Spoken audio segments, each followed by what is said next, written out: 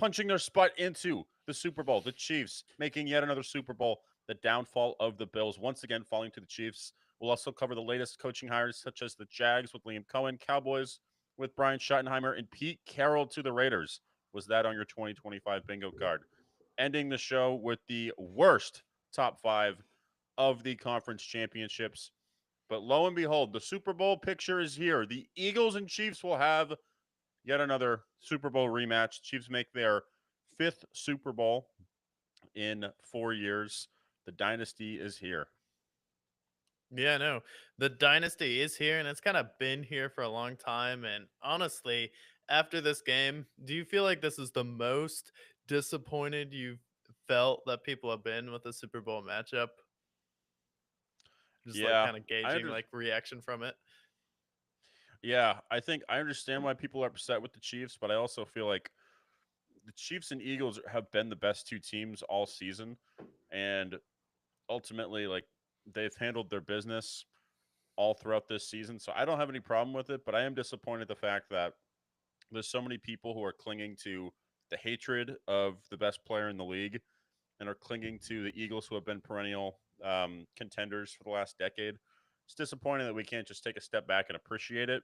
We're gonna have to wait a decade before it's by the time it's over for anybody to look back and appreciate it, which is the same trap they did with the Patriots. I'm a little disappointed about that, but overall, I'm happy with the match. I think it's going to be a great game overall. Yeah, and I feel like it's going to be a good game too. And I feel like it is a really interesting matchup, especially when you take a look at how Philadelphia's defensive line has been performing with someone like Jalen Carter and then Jordan Davis coming alive, getting a huge sack, one of the biggest sacks in this game of any player on Philadelphia, having a great performance there, then being able to fill in for someone like N'Kobe Dean. It's a team that got back to a Super Bowl, and now you have another nuclear weapon with Saquon Barkley going up against Patrick Mahomes, and the Chiefs kind of have like the 2017 All Pro wide receiver team. I mean, imagine this Chiefs team back in like 2017 if you had D Hop back then, Juju, and also Hollywood Brown back then. It seems like all their players like are past their prime, but they're making it work here. And another player who made it work in this game was Xavier Worthy. We talked about, huh? I wonder if he's going to get a touchdown in a playoff matchup versus the Bills after the Kansas City Chiefs trade with him. And then there's going to be a really controversial play surrounding him in the playoff game. Like, oh, wait, we got all three of those things, as well as him picking up massive third downs just to keep the drive going in that game. Like, I felt like, though, this weekend, like the Bills and Chiefs game, like the energy there, I went out for both these games. Not sure where you are, but like it was sensational. Like this game was intense. People were into this game, and even though the Buffalo Bills lost, I wanted the Chiefs to win personally in this game. But like I felt like I wouldn't even mind if the Bills won. It'd be like, wow, they really done it. But like watching that entire game, it really to me never felt like from the start of the game that the Bills were gonna win. I don't know about you, just watching the game, how Yeah, it felt. it felt like from the start. We've talked about like what the Ravens have done when they face the Chiefs, how they play tense, how they kind of play away from their game, and I felt like the Bills historically haven't done that. Like the last three times they met last year, and then the infamous 13-second game, I felt like they didn't do that. But this game, their first drive was a mess. Josh Allen almost threw two picks in that first drive. And then there was a couple other plays throughout the game where it just felt like the Bills were a little frantic a little bit. They kind of abandoned James Cook at some points during this game, which didn't really make a lot of sense to me. And again, like it just felt like their ability to score was a lot more difficult than the Chiefs, who were methodical. They had, great play calls. When it mattered, they made a play. Where the Bills, like, it just felt like throughout the whole game, they were just catching up to the Chiefs every single time. I don't know if that's. Did you feel the same? I kind of felt like the Chiefs were always in control, and the Bills were just constantly catching up to them. Yeah, no, it felt like the Bills were trying to catch up to them even when they were in the lead in this game because the Bills had like some semblance of a team that could really dominate the Chiefs, but it was when they weren't throwing it. It's like the opening drive that they had in the second half where they had the 8 straight runs with James Cook and Josh Allen. Then they march the ball all the way down the field, punch the Kansas City Chiefs in the face, and then end up getting the touchdown. It feels like a situation where Philadelphia has been disciplined this year, where hopefully Philadelphia doesn't abandon Saquon Barkley and get into that mode that the Buffalo Bills did. But it did feel like at times that the Bills really weren't ready for the task. Where it feels like when the Bengals and the Chiefs play, I have no idea what's going to happen. Like I've seen them Yeah. go up against each other. Sometimes like it felt like the Bengals were still in that game even though they were down to the Kansas City Chiefs. Like this game kind of just felt like that the Bills were outclassed in this game. It felt like they weren't even confident that they could beat the Kansas City Chiefs in this game.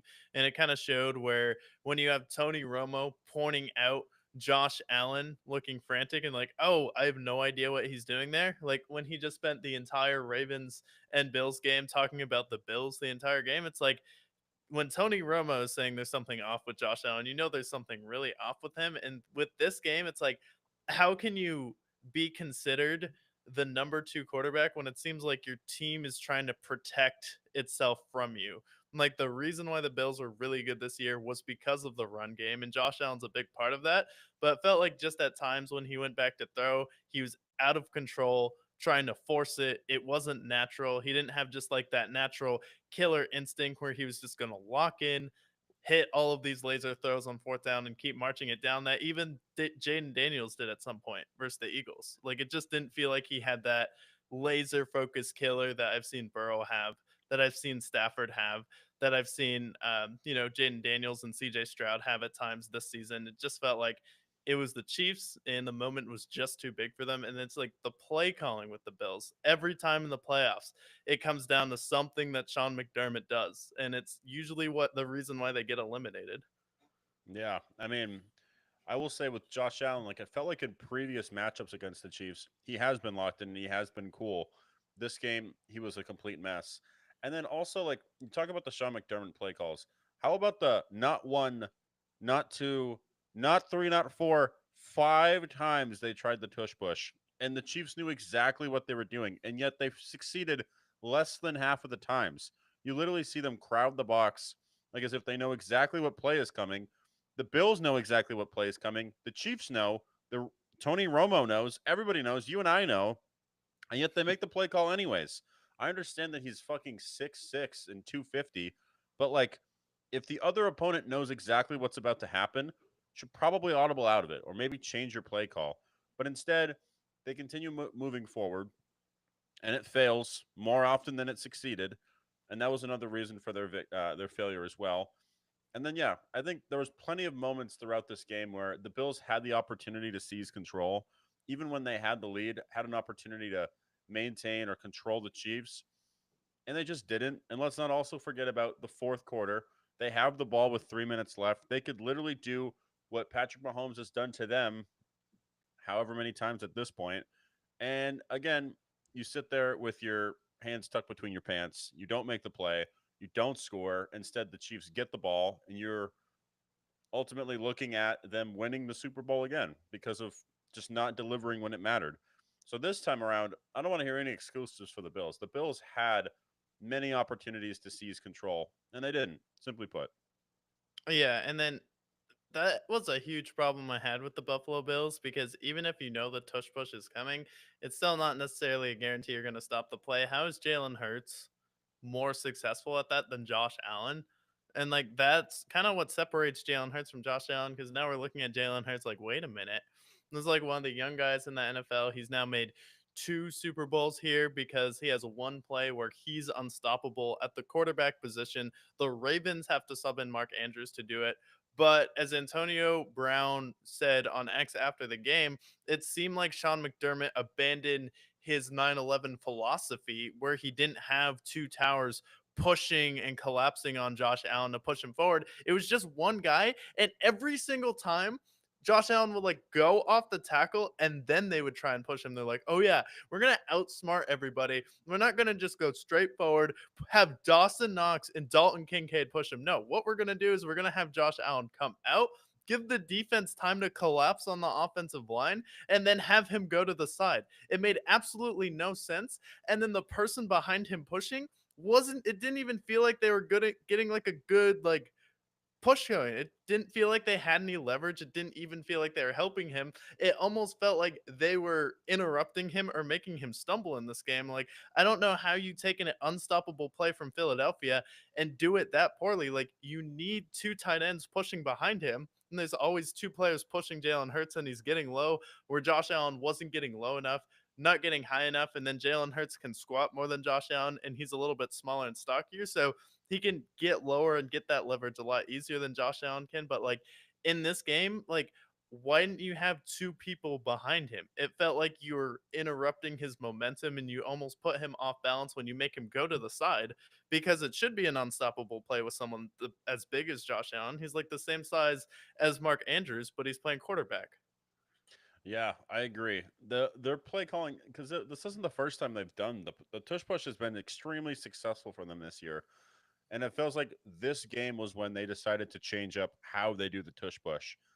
Bad timing to do that, and like you mentioned, like veering to the left, which the Chiefs even mentioned, like this is something that we noticed them doing time in and time out. Them changing it midway through so that Ray Davis can get off of Josh Allen and push him. Like, what are we doing here? It reminds me of last year, right? Where they had an opportunity to make a fourth down conversion and continue keeping the ball and getting momentum. And then they make a play call for DeMar Hamlin. Like they try and come up with these superhero storylines for them to beat the Chiefs. In order to beat the Chiefs, you need to be not beatable. You need to make plays that aren't going to beat yourselves. That's why the Chiefs are impossible to stop. And funny enough, you actually got a few turnovers in this game. You got the fumble by Mahomes. That was a perfect opportunity for you to go ahead and score and get opportunity and gain momentum. And instead, it resulted in 3 points. It didn't result in anything. So again, like the Bills, the reason why they can't beat the Chiefs is because they've made too many costly mistakes when it matters. And for the Chiefs, like just like when the Patriots would lose to say like the Ravens outplayed the Patriots. They either got the ball turned around, they pressured them in the pocket. Bills haven't done that at all in any of the matchups against the Chiefs. No, they haven't done it at all. And like the Chiefs are a team that's just not going to beat themselves. And in this game, it felt like just two entirely different teams here. Where the after this game, I love how they asked Chris Jones like, "Well, how long can this stay going?" He's like, "As long as other teams don't acknowledge Steve Spagnuolo and don't offer him a head coaching opportunity, we're just going to keep running it back to the Super Bowl because Steve Spagnuolo has been the real engine behind this team because he allows the Kansas City Chiefs to let go of Tyreek Hill because the defense has been so dominant in this game where you have Chris Jones who is arguably the best defender in the NFL over the past 5 years, not named Aaron Donald. He's been one of the most impactful defensive players in the NFL as far as like consistently being able to get to the Super Bowl, being in that great of shape as a big man in the middle of the field, like banging every play is like absolutely unreal what Chris Jones has been doing. And then their corners always locking down. Just the play call to call, we know it's fourth down, so now we're going to call a double corner blitz on Josh Allen. He's not even going to have time to look up and get the ball off. And then my friend was like, "Oh, it was like the offensive line in that game." It's like, no, it was Steve Spagnuolo calling two corners to haul ass off of the edge there, so he didn't even give Josh Allen time to get the ball off. And of course, he's just gonna heave it up and make it inaccurate. Though, like a lot of it does come down to Steve Spagnuolo's defensive game plan, which like can like allow points sooner, but ends up wearing down the defense eventually. And then Patrick Mahomes is just going to go out there and make a play. Like this was one of what two games that the Chiefs got 30 points this year. This year, but you First know time. why they got two or the It was first? their first time all season getting over 30. You know why? Because that's what they needed to do to win the game. And they can win the game any way they want to. And guess what? This was the best that their offense looked all season long. And I said before the season, like, yeah, their offense looks bad now, but it's going to get better in the playoffs because you're going to get Hollywood Brown back. You're going to have DeAndre Hopkins make a big catch at some point, and then Xavier Worthy. I saw what Kadarius Toney and Sky Moore turned into in the Super Bowl with how they were using them out of the backfield. Like, that's gonna be exactly what they do with Xavier Worthy. Like Andy Reid knows how to use speed. Travis Kelsey will be fine when it matters. He had like one catch for 8 yards in the first half, but he ended up having some huge plays in the second half. Like comes down to that, but like why are NFL teams just not even considering Steve Spagnuolo to be a head coach? Is it just he wants to stay in Kansas City and be a part of the dynasty? I don't know what it is at this point. Look, Aaron Glenn, we like Aaron Glenn a lot. Aaron Glenn does not have the brains that Steve Spagnuolo has. Steve, like you mentioned there, like he's been successful with the Rams. He's been successful with the Chiefs. He's been successful pretty much everywhere he went. I know that he had some. I wouldn't even say he had bad tenures as a head coach, but he didn't succeed with the Raiders. He didn't succeed with the Rams necessarily.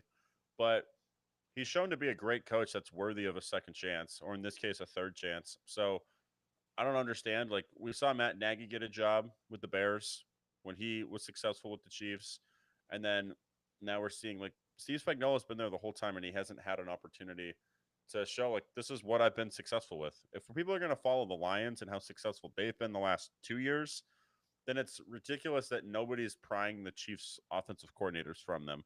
We've even seen like Bills players, we've seen Ravens head coaches go. Like I don't understand why everyone's behind on the Chiefs at this point, especially when they're on the verge of winning their third straight. Like, absolutely ridiculous.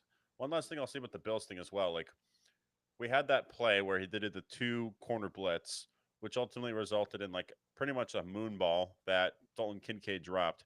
All the blame was on Dalton Kincaid when ultimately that ball, like, nobody was going to track that ball down, and there was no way he was going to catch that, even if he had the ability to. Like, I'm seeing a lot of blame with Dalton Kincaid this game, but that has to go to Steve Spagnuolo at least a little bit. Yeah, like that's like a ridiculous catch for Dalton Kincaid, and it's honestly a miracle that he got his hands on the ball because he was going the opposite direction. Josh Allen threw it behind him, and then he readjusted his body to even get his hands on the ball. Like that was a spectacular play to even get to that position there. So it's like, yeah, it's a good effort play, but like it just was never going to be a catch to begin with. But he's not that was like a catch. It's like he wasn't even supposed to make it. AWS would probably be like, you have a 13% chance of completing this pass. Like it was never going to happen. Plus, he was draped around five Kansas City defenders, so the likelihood of him catching that was probably not going to happen, or he was going to get crunched. But yeah, I mean, throughout this game, we saw the Chiefs when they needed to score, they scored. They start off with that leading drive. It was 10 plays, 90 yards, and then the Bills had the opportunity, had to kick a field goal, and then throughout this whole game, like the closest it ever was for the Bills to win was they were up, uh, 10-7. They just got their fumble. If they could stop the Chiefs and then score again, we're looking at a totally different game. But instead, ultimately, it came out of the second half adjustments, and it just felt like the Chiefs just had it before them. They just had it, Yeah. the wherewithal. And this looked like honestly the Bills Chiefs matchup. I hate that it keeps trying to get turned into like this Brady Manning thing because whenever the Bills and Chiefs play in the playoffs, it looks exactly like how Steelers Patriots would go every single time. Like the Steelers never beat the Patriots in the playoffs just because the Patriots always had it on lock. They were never going to beat themselves, and maybe the Steelers would have star players like Antonio Brown, but they always had their defense in place, which the Patriots do, and they always have their defensive coordinator on lock. And then you just have someone who is going to be locked into a different level, and Patrick Mahomes. And people like forget, and like the one thing people are going to forget about Patrick Mahomes is he's going to start running just as much as Josh Allen in the playoffs. Maybe he's not as physical, but in that end zone, he made sure they felt him on that touchdown there. And then Patrick Mahomes was also running a little bit in this game, making an impact with his legs here. And some of the throws he was making in this game, he was just like right over there. I know exactly where I'm going with this pass. And like this game, it felt like, oh yeah, this is the game where people kind of forgot about Patrick Mahomes. And we talked about this coming into the game, but the Chiefs had no pressure on them. I kept seeing people Mm-hmm. talk about like, yeah, the Chiefs rise to the occasion when all the pressure's on them. They're like, what pressure was on them? You would be the first team to go to 3 Super Bowls. Okay. And then you would also be the first team to beat someone 4 straight times in the playoffs in the Buffalo Bills and Patrick Mahomes versus Josh Allen. He's the first quarterback to lose to another quarterback 4 times. Like, what pressure's on the Kansas City Chiefs? And the Chiefs, the whole game, they didn't even really seem like they were that into it. They just seemed focused, and it was another game that they knew they had to get there. But it didn't seem like it felt like it was some special occasion for the Chiefs. They just knew what the moment called for. they didn't get bothered by it. They're like, okay, yeah, this is kind of just what we do. It seemed pretty casual in that game. It wasn't like a complete domination where they were overhyped coming into the game or overamped up. Patrick Mahomes is like, no, I'm gonna get in with the win and get out. Yeah. I think the scariest thing about the Chiefs this year is that, like, when they went to the Super Bowl the first time without Tyreek Hill, they were throwing it to the Sky Moores and Kadarius Tonys of the world. And now they're throwing it to these legitimate receivers, Juju, Hollywood. They got the Samaje P. Ryan's, D Hop. And then, God forbid, like, they don't even have Rasheed Rice. Rasheed Rice could have been there, which would have been even more lethal. Their running backs, like, they picked Kareem Hunt off the street, a guy that they got rid of prior to winning a Super Bowl, and now he's been electric for him. Isaiah Pacheco is still getting acclimated. He's been successful for him. I think the scariest thing that I saw when I watched this Chiefs and Bills game is, like, with the Bills, you kind of know what they're going to try to do. They're going to try to run the ball with James Cook, and then Josh Allen's going to improvise a little bit and then just get it to whoever's open. The Chiefs, like, Patrick Mahomes rushed for the most times he has all season. He averaged 4 carries in the regular season. He had 11 carries in this game. When he adds that additional level of running, this Chiefs team is not only unpredictable for defenses to understand, but it just makes them so much more deadlier. Like, it just felt like anytime they needed a first down, they got a first down, no matter who was open. They have all these great receivers that are now getting acclimated. Xavier Worthy, I can touch on him as well, and how incredible he's been for them. So, like, the Chiefs, like, they have so many different knives that they can kill you with, and it's really just whatever knife is closest to them that they end up using.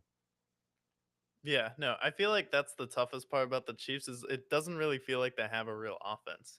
It kind of evolves from week to week where it's like we have Patrick Mahomes and it's like kind of exactly how the Patriots would do where it's like we kind of just play how we need to play to win versus each team. We kind of know what the formula and how to beat each team is. Where it's not necessarily going to be a fun game or a pretty game for people to watch, but as long as we win, it will be. But this felt like and just electric wise, like this game went by fast and the energy was there. And then I felt like you could feel it. Like this game felt like a movie for both teams.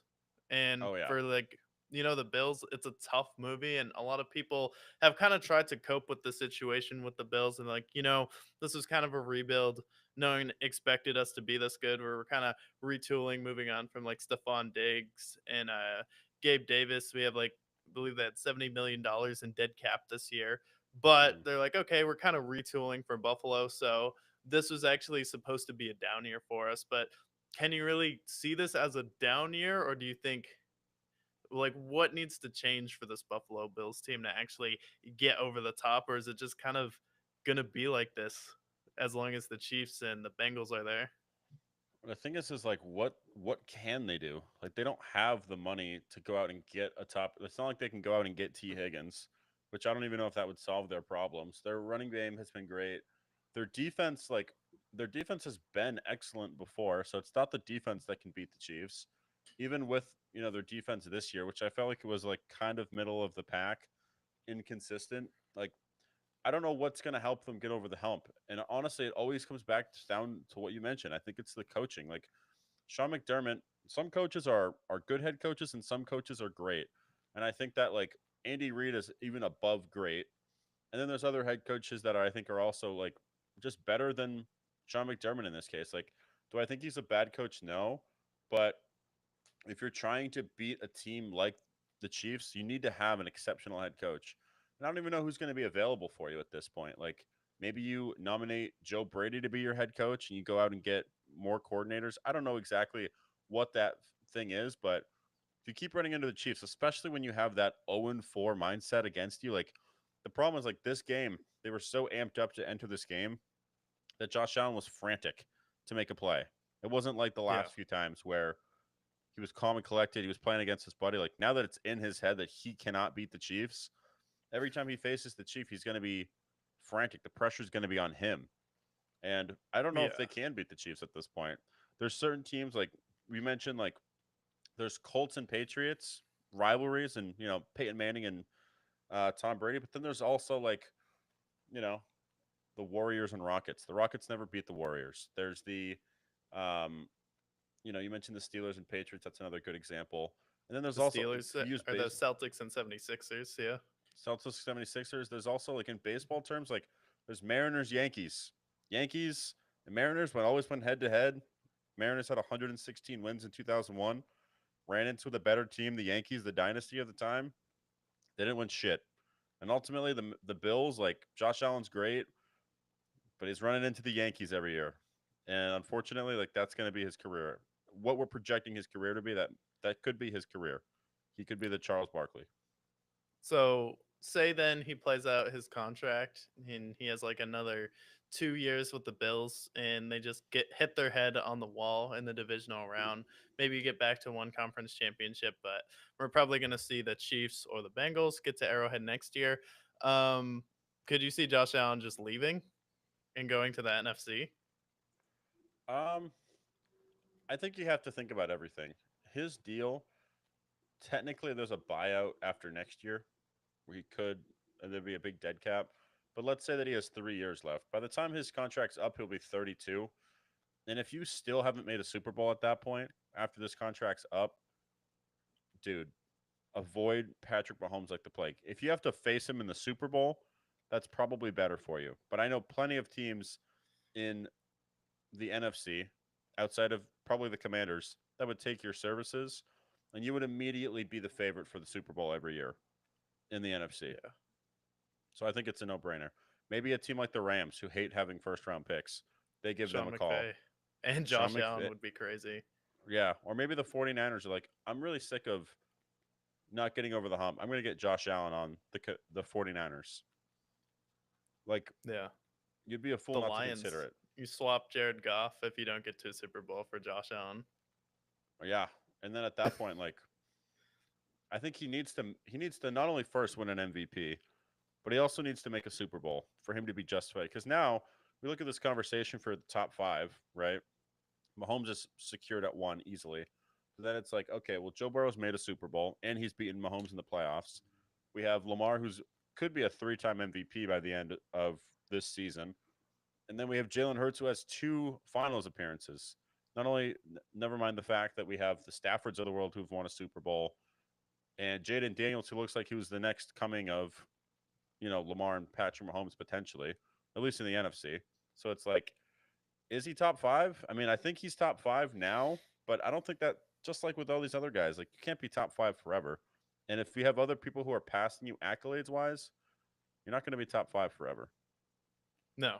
Yeah, and like stats are going to be good, and stats are always tell like some part of the story, and like talent tells a part of the story, but like also winning tells like the biggest story in the end of it here because it felt like the first time you play the Chiefs, you have an excuse. It's like the Bills' first time there. Chiefs have been there before. It's like, okay, I can understand you losing that game. And then the next time, it's like, all right, well, 13 seconds. We tried as hard as we could. We had the number one defense and couldn't even stop them for 13 seconds. Well, damn. And then, okay, maybe we just need home field advantage. And then everyone picked the Bills last year to win. The Bills were the favorite last year. Bills are the new dynasty, the new Chiefs here, even though they haven't gotten or won a Super Bowl yet. And then you lose at home that game, and then this game was like, well, now there's no excuses. This was like the final game for the Bills where it's like, now we have the official right to say to the media, we don't want to hear your propaganda anymore because I felt like it was in full force all week where you had Oh yeah. Dan Orlovsky, enemy number one, was like on the Bills bandwagon all year. This is why Josh Allen is technically better than Lamar and Patrick Mahomes driving the bandwagon where you have Tony Romo just talking to himself about Josh Allen the entire Ravens game, where it's like sometimes it feels like when you're watching like Tony Romo, it's like, do you realize there's other players on the field besides people on the Buffalo Bills, like the entire other team? And then uh Colin Cowherd declared the Bills the next Chiefs like on his show this week and it's like, what do you mean that the Bills are the next Chiefs? The Chiefs are here and they're never getting through them at this point. It's like I felt like the whole week it's like the media just was like, yeah, the Bills are definitely going to beat the Chiefs, where it's like every single year it feels like now it's just consistently underestimating the Chiefs. So it's like I don't get why people would want to pick against the Kansas City Chiefs at this point. And like literally in this game, it's like, yeah, the Bills might win, but I'm not picking against the Kansas City Chiefs because more often than not, when I pick the Chiefs, probably going to be right. Yeah. And you're right again this time. When it comes to the Chiefs, like, why are we gonna want to see? I mean, I saw it again with the 2000s Patriots. Patriots, everyone hated them winning when they were winning, and now that it's over, everyone's wishing that the Patriots were back there, and everyone's missing Tom Brady. Like, the thing that I hate the most about revisionist history is everyone that's bitching and moaning with the Chiefs now are going to be singing their praises in 2030 when it's over, when Andy Reid's retired, Travis Kelsey's gone. We're going to be like, damn, think of all the great games that we've had between Joe Burrow, Lamar, Josh Allen, Jalen Hurts, and then all the other future games that are there to come. I'm really trying, at least for myself, to just sit there and appreciate it, even though it would have been great to see the Lions win or Josh Allen or Lamar win, Jaden Daniels win potentially. Seeing the Chiefs make it back and potentially go for a three-peat. We haven't seen a three-peat since the Shaq and Kobe Lakers. We've never seen it in the NFL. We haven't seen it in baseball since the Yankees. And then the list goes on. Like, we haven't seen it in basketball since the Warriors, basically a decade now ago. And then, yeah, I mean, like, we're not. This is what we're witnessing history at this point. So buckle in. But I don't think the Chiefs are going anywhere anytime soon because if you look at their last three drafts, Rasheed Rice, George Karlaftis is in there, Trent McDuffie.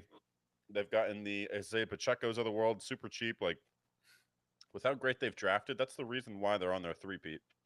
It's not even, they moved on from Tyreek Hill and hit on everybody in that draft. Yeah, no, they hit on Xavier Worthy in that draft too. And another thing with the Chiefs where people don't appreciate is I feel like this Chiefs team, at least as far as a dynasty, is way more interesting to watch than the New England Patriots. Where I mean, the New England Patriots would just have games where they grind you down, where the Chiefs first Super Bowl they win. They come back from down 10 in the fourth quarter. Thriller game. Not like a super high scoring, but decently high scoring game. And then the next Super Bowl, you go out there, you get blown out by the Tampa Bay Buccaneers, but it's an entertaining Super Bowl. You get to see Tom Brady win his seventh ring.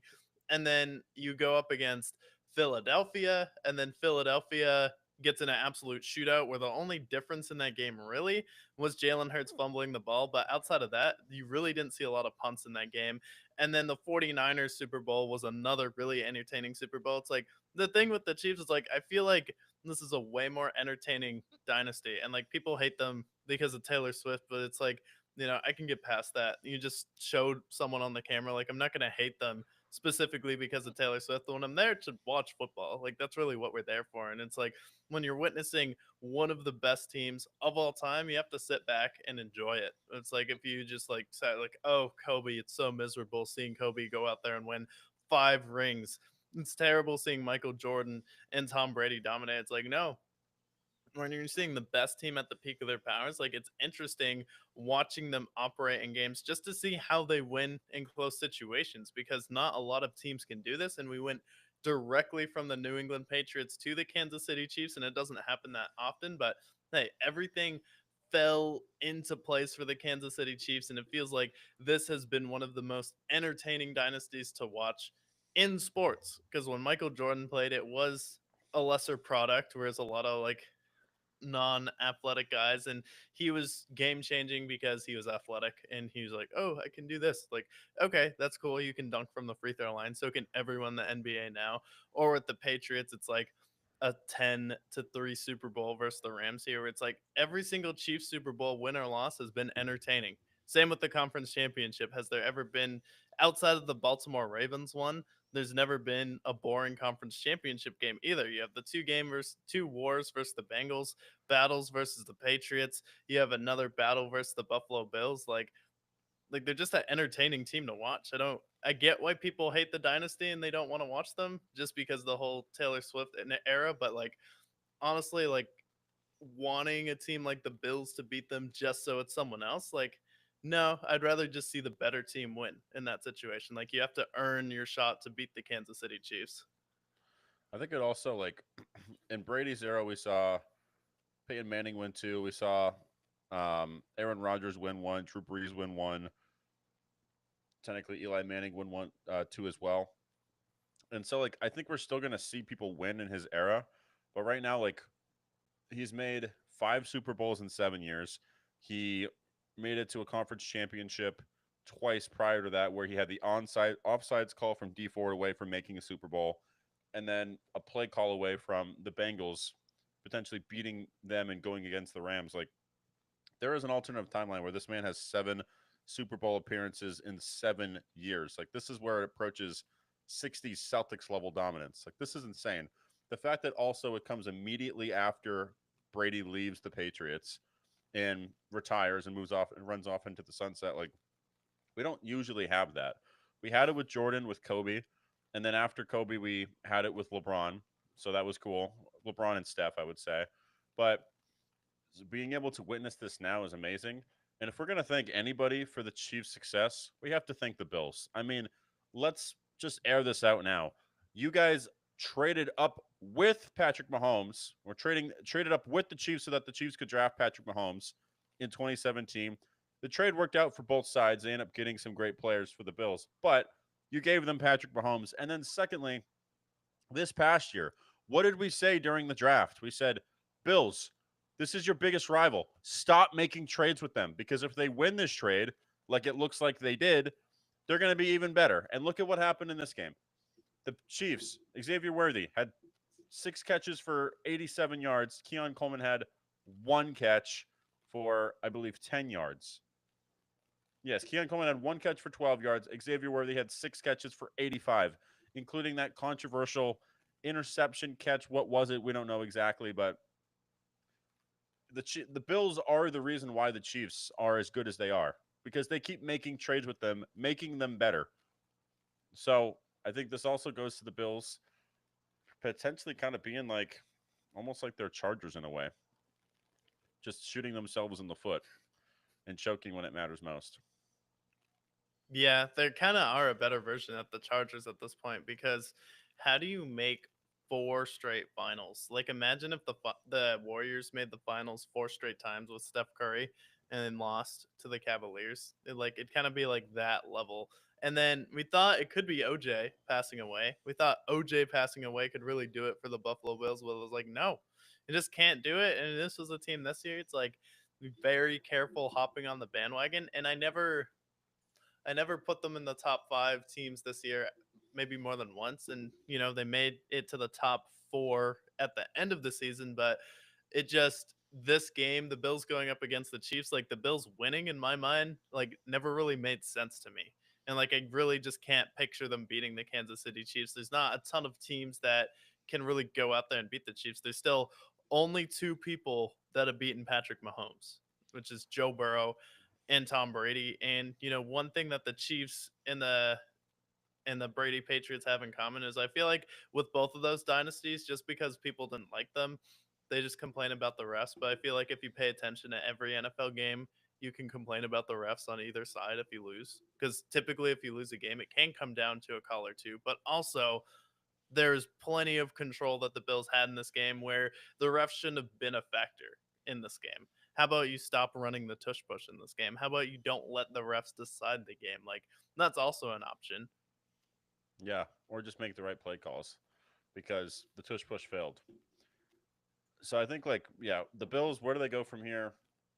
Maybe it's making a big move. Maybe it's retooling.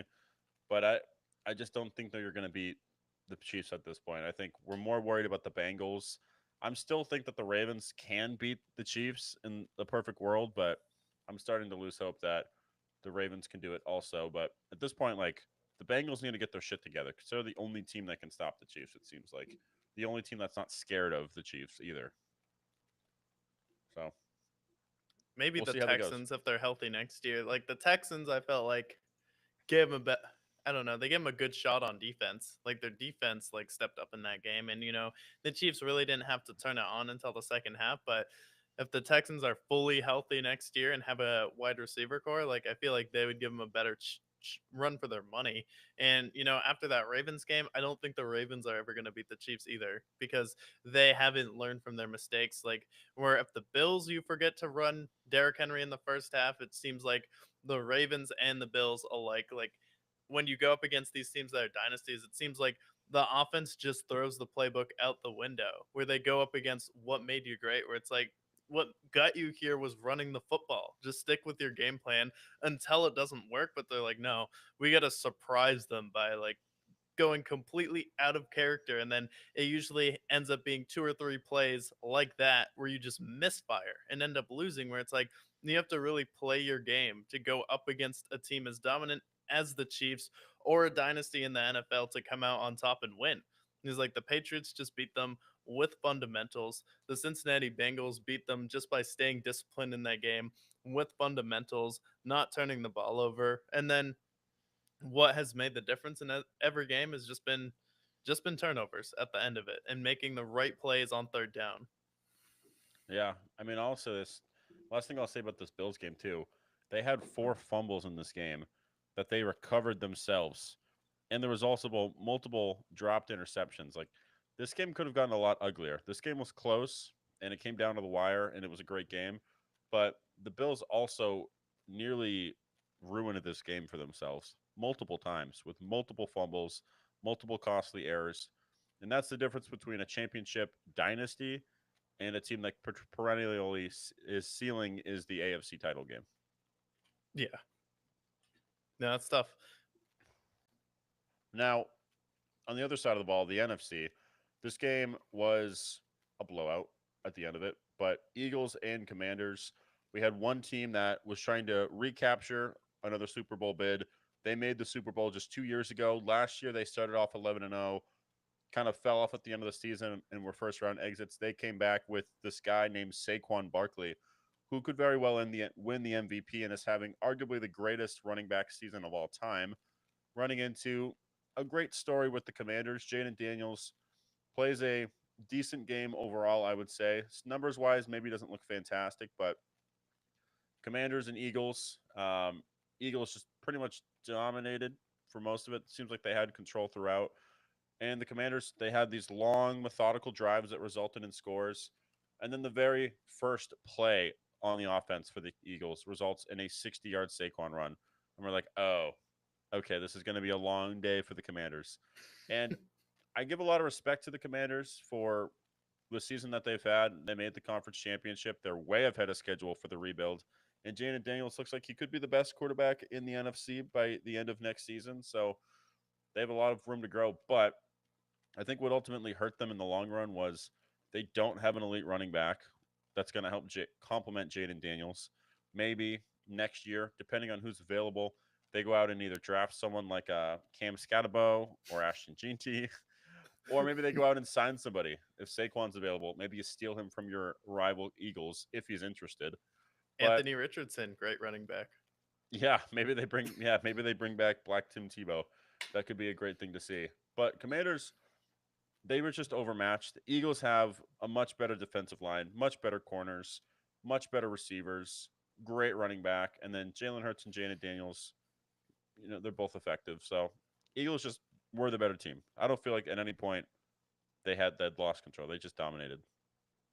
Yeah, I felt like at some points though, it felt like the Commanders could have come back in this game because I do feel like there was a real momentum shift in this game where it felt like the Commanders could have taken control if it wasn't for that Austin Eckler fumble. Like you had survived the initial one with Byron Robinson, you'd survived the muff punt there, but it seemed like that drive with Austin Eckler, you're really going down there and had a chance to score, and you're playing effective against Philadelphia. But that was really just the fumble that broke the game open.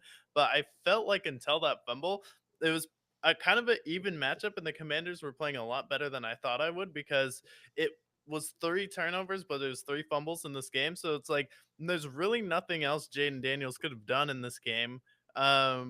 To play better or raise his stock because he was converting on fourth down. He was laser sharp. He was getting out of sacks in this game. And really, if it wasn't for that Austin Eckler fumble, even with the other two, I felt like the Commanders would have still made this a game. And I don't think they would have gotten run over or blown out. I just think making it a one-score game versus it turning into a three-score game is just such a massive shift that you can't recover from.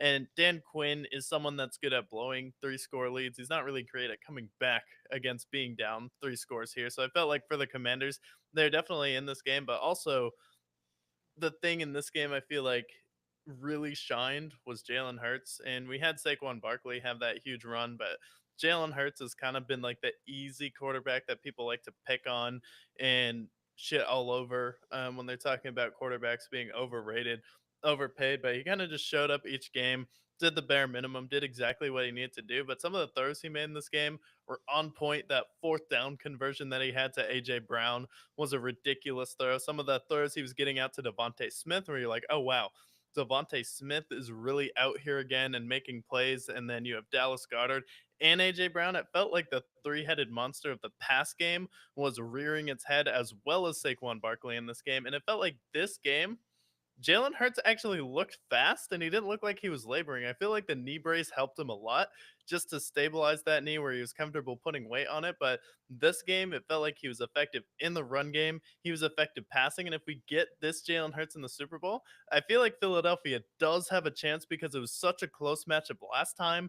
And your defensive line is so much better with Jordan Davis and Jalen Carter, who's been an absolute monster, maybe the most improved player in the league this year. At least some say. Like, I feel like if that was a award, it would definitely go to Jalen Carter. But I felt like Jalen Hurts in this game really raised his stock as a guy who maybe he's one of those players that doesn't show up in every regular season game, but he's kind of come out in the playoffs as just a baller, just making every throw when he needs to. Like, sure, he's stoppable, but he hasn't been turning the ball over. He still has a little bit of a fumble issues, but the turnovers are gone for the most part this season. Yeah, and I look at his numbers now. I mean, we've talked about Mahomes and how he raises his stock in the postseason, but Jalen Hurts has quietly had 8 touchdowns, 2 picks, and a QBR in the hundreds in the postseason, and he's now made his second Super Bowl appearance. Like, Jalen Hurts has shown that he's a playoff performer. The Eagles have been successful for a team that had a lot of pressure going into this game. I felt like there wasn't a lot of pressure on the Commanders because they were just happy to be there. Eagles could have very easily wet their pants and abandoned their what had brought them there, and just completely crumbled. But instead, I mean, Jalen Hurts made the big throws when it mattered, like you mentioned. Saquon had a historic game. He had three rushing touchdowns and a huge run that kind of demoralized them. And then whether it's the Dallas Goddard's of the world, who I feel like is an underrated tight end overall, or even like, they even had their third string running back with a huge run that basically sealed the game for them. Eagles just doing what they do best. I feel like also a lot of hatred has gone towards Nick Sirianni, which feels like kind of unreasonable, especially for the fact that he currently is the highest winning coach over the first 4 years of a head coaching career of anybody in NFL history. His winning percentage is like 900, which is absurd. And so 900? yeah, it's like 897. You got to look it up. It's absurd. I'll try to get the exact stat, but he has the highest winning percentage of any person taking over a team in their first 4 years as a coach, which is just absurd. And again, like, this is an Eagles team, just like with the Chiefs, they've done all the right things the last decade, right? If you go way back, right, they had the Carson Wentz situation with Nick Foles. They handled that beautifully. They moved off from Carson Wentz a year too soon. They moved on from him when he might have still had some stuff in the tank. And then getting Jalen Hurts, getting him acclimated, getting Saquon, ripping it from the hearts of Giants fans. Like, every step along the way, they've drafted well, they've picked up key acquisitions, and they've been able to get not one but two great quarterbacks the last decade. Carson Wentz obviously hasn't panned out, but Jalen Hurts, like, the Eagles deserve to be back in this spot as well with how excellent they've played and how great they've drafted. Yeah, no, they've drafted really well, especially, on offense. Like the offensive line has played well. And shout out to the Eagles in this game also for kind of having to shuffle it around at center, where at one point it was Dickerson in Dickerson 69. Yeah, that's his number. That's his name. You say it proudly, Dickerson 69 at center. And he had moved over and he doesn't normally play that position. And then he gets hurt in this game and Cam Jurgens comes back in who had a lower back issue. So Philadelphia Eagles are also shuffling offensive linemen. but they're still able to execute when it matters. They're still a dominant force, and the Eagles' offensive line may be one of the most dominant units in the NFL this season. Like the Lions' offensive line was dominant, but the fact that someone like Shipley can just come in, and I was like looked up and was like, yeah, that's not even Saquon running. This is just unfair at this point, and this team is dominant blocking where you have two receivers in AJ Brown and Devontae Smith that are big and physical. And maybe Devontae Smith isn't the biggest guy, but he's still long and he can still hold up a safety and push you out of the way. And then you have Goddard, like you still have a good blocking unit outside of your offensive line when it comes to like your tight ends and wide receivers, which is why Jalen Hurts can be so effective. And so when you want to talk about teams that are unpredictable, like Jalen Hurts didn't seem like he was flustered or panicked in this game. It seemed like it was all business. This is me just kind of doing what I do. And if he goes out there, gets a Super Bowl, then he has claim to the throne to be the second best quarterback in the NFL. Like he does. Like I have a Super Bowl. I almost was an MVP. I think that was the year Patrick Mahomes ended up winning it over Yep. him. But you know, you beat Mahomes, and then you're one of the three people not named Brady or Joe Burrow to beat Patrick Mahomes in the playoffs. Yeah. No, and that's the thing. Like, we're talking about redefining the top five list at this point, and he's made two Super Bowl appearances. To the other three have made one combined, right? Joe Burrow, Mahomes, and Allen. Like, not only that, he's also been one of the top running quarterbacks in this league. He's been revolutionary in that sense. Maybe not revolutionizing it like Lamar has, but at least carrying on that legacy with the running quarterback position. And I mean, at this point, like maybe he doesn't run as much in the regular season, but it's also because they just got Saquon Barkley, who's could go down if he wins. If they win this Super Bowl and Saquon rushes for over 100 yards, like we could put him as an all time great running back, and I mean like the goat running back, arguably. I know that the only other person in this generation that I would put him up there with is Derrick Henry, just because of Derrick Henry's sheer dominance in his prime. But like at this point, like if you single handedly beat the Chiefs on your own legs and having the playoff run that you've had, rushing for nearly 500 yards in 3 games, like Saquon Barkley deserves to be somewhere on this golden plaque eventually of the greatest running backs of all time. And I think he's already kind of etched himself in immortality already. But yeah, Jalen Hurts, I agree. I think if he wins the Super Bowl and he has a Super Bowl, like who else is going to go above him at that point? He's made two. He's won one. He should have won an MVP. At that point, his legacy is better than Lamar's, or at least as far as credit and accolades. Then yeah, you could put him above Lamar at that point. Even if Lamar might be better regular season wise, he hasn't shown up in the playoffs nearly as much as Jalen Hurts has. Yeah, no, he hasn't shown up in the playoffs as much as Jalen Hurts, and you know there hasn't really been too much pressure on Jalen Hurts either. Where he's kind of flown under the radar this season. People didn't think too much of it. He does have Saquon Barkley to take the pressure off, and I feel like Saquon Barkley and the offensive line both elevate each other. Where he makes the offensive line look better, they make him look better in this situation. But I feel like when you have someone that dominant, it's like okay, you look at every Super Bowl ever, every quarterback had a dominant weapon or a dominant run game. Like that's just how winning the Super Bowl goes. It's like you typically have a great supporting team around you. It's like people want to like, oh, well, it's like if you have Stafford with OBJ and Cooper Cup, it's like, well, you know, Manning always had two really good wide receivers. Seattle had like one of the best defenses. The Chiefs had Tyreek Hill and Travis Kelsey. It's like people want to discredit it. It's like, no, it's just like part of being a good NFL team. It's like you have great weapons. It's kind of how it works. But it felt like with this game with the Commanders, the reason why Philadelphia had a great shot was like even though they beat the Lions in that game, the Lions turned it over 4 times, but the Commanders still gave up a ton of huge plays on defense, which is going to be something they need to address in the offseason because like Jamison Williams and Jameer Gibbs are still like getting loose.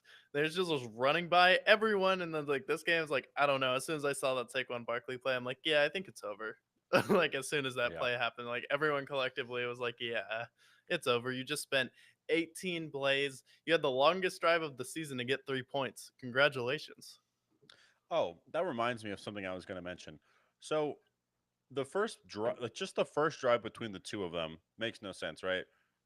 The Commanders, they're continuously going for it on fourth down, going for it and converting on fourth down. And then they get it to where they have a 30-yard field goal and they're on 4th and 1 and then they kick a field goal. That doesn't make any sense to me. So then they kick the field goal, and then the very next play, Saquon rushes for 60 yards. That at that time, first kicking it after going for it every other time and converting. I don't know why they didn't just keep going for it to try to get points or a touchdown in that point. And then for Saquon to just immediately rush the very next play, and you're back on the field again after a long drive. Like that was when I feel like the Eagles took control of that game. It was just how much they had to grind for just first downs and having to just move the ball as much of a grind as it was. Like that, those two first drives were the key to me. Like, okay, the Eagles are the better team, and they're going to win this game.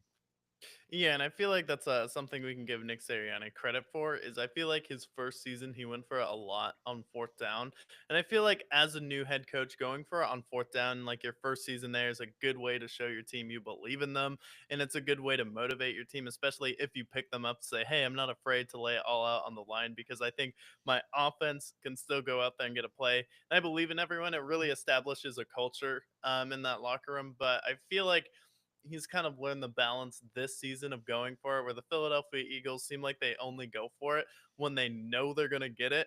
And every time they've gone for it, it's been like a spot on play call for him. And he hasn't overdone it like some other head coaches where, with Kevin O'Connell, sometimes it looked like he just kind of did it out of character because he was going up against the Lions. Seemed like the Commanders did it. I know Dan Quinn goes for it a lot, but because they're playing up against the Philadelphia Eagles. So now Nick Sirianni knows, like, I have teams playing outside of themselves and going for it on fourth down, taking unnecessary risks. Now I know I don't need to take those risks anymore because I just need to maximize our defense and the field position, and then just I know Saquon Barkley is going to make a play at some point, and it feels like that's the conversation they had with Jalen Hurts this season. Is like literally all we need you to do is not turn the ball over this season, and we'll win 90% of our games. Yeah, and that's what he did. I mean, if you look at his stats, he had 32 total touchdowns and he had 7 turnovers on the season. And you look at his stats, like he still quietly rushed for 600 yards, quietly had 14 touchdowns, and that's all they've needed him to do, along with leaning on Saquon and AJ Brown. Also, with the Commanders, like you mentioned their defense too. Like a lot of these guys on their defense are older players. These are guys that probably won't stay. This would be like the Bobby Wagners of the world. Bobby Wagner, you've had a great career. Maybe it's time to retire. And then, Marshawn Lattimore played a good season overall, but maybe this is the tail end of his prime with Marshawn Lattimore.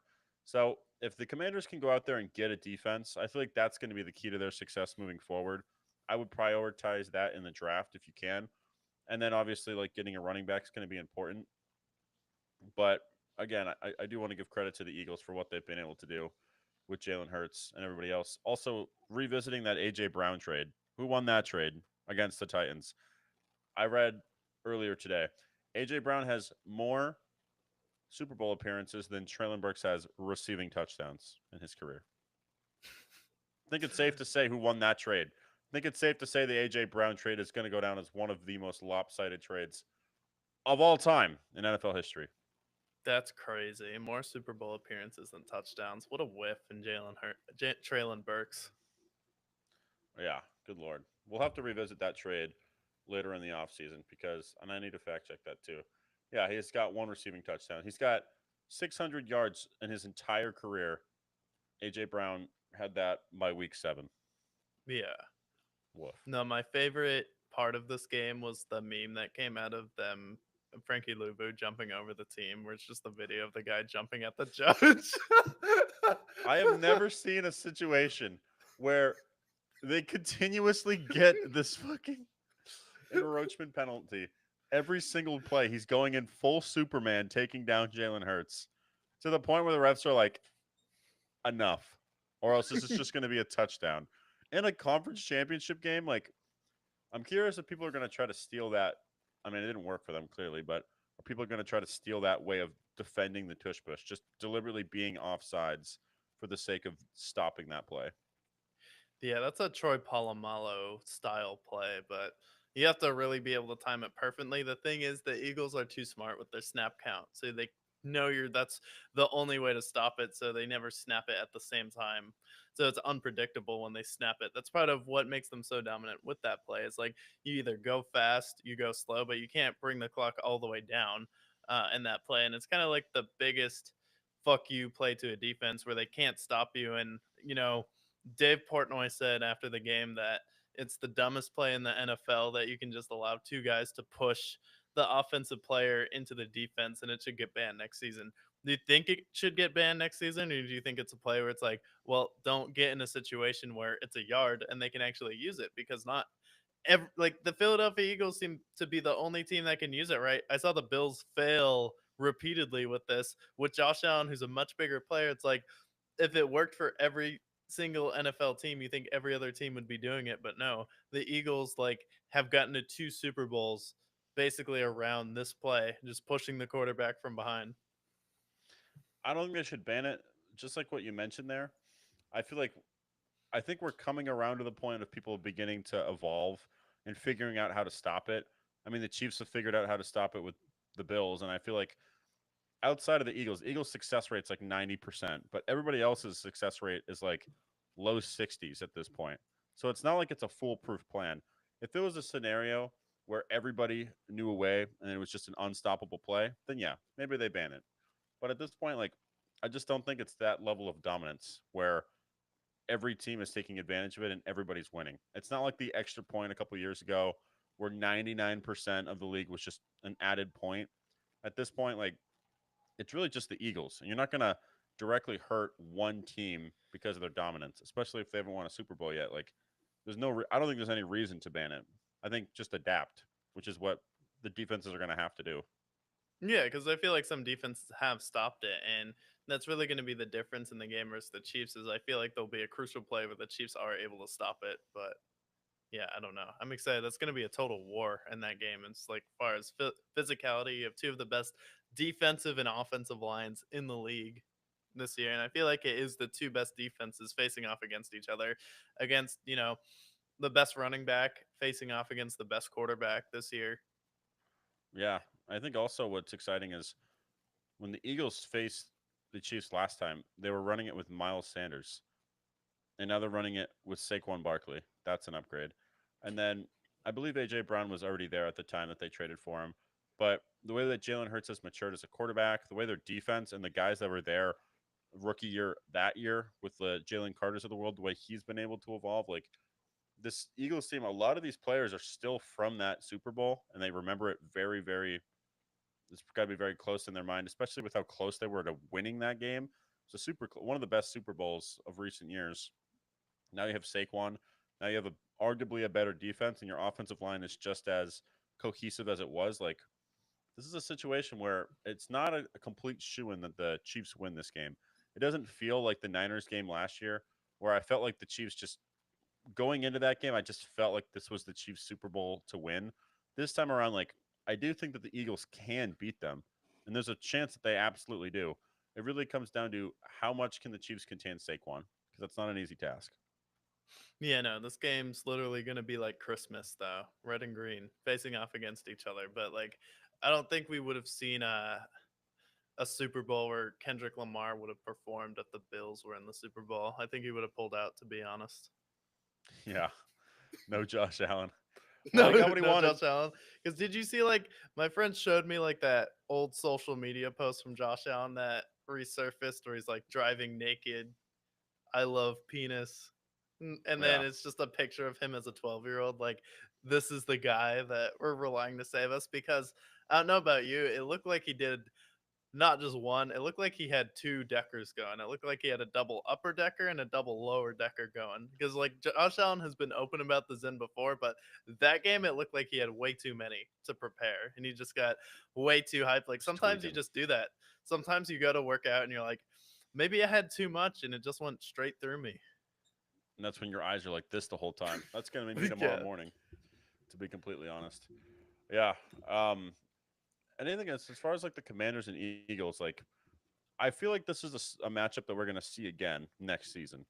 As far as meeting up in the playoffs, I'm curious if we're seeing now, especially with the ascendance of Jaden Daniels, and we're seeing obviously the Eagles be probably the best run organization not named Kansas City, if we're going to continuously see them collide in the playoffs. And I do think that this is something that we're going to see moving forward, especially if the Commanders can get a defense and they can go out and get someone in the draft, say, hypothetically, a Cam Scatabo potentially. Like, can they do it?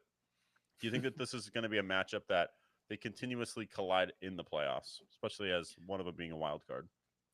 If Philadelphia beats Kansas City this Super Bowl, it's a lock that it's a rematch next year. NFL's going to make it happen. A trilogy? No way. No way. I mean, this would be like if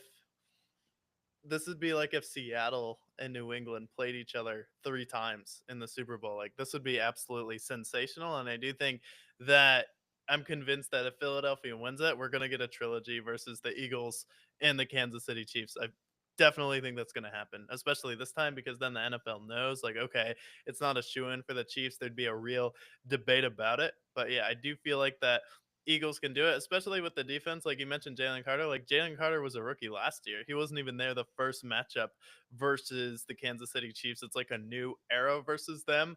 And then they drafted a new corner this year who's been playing out of his mind.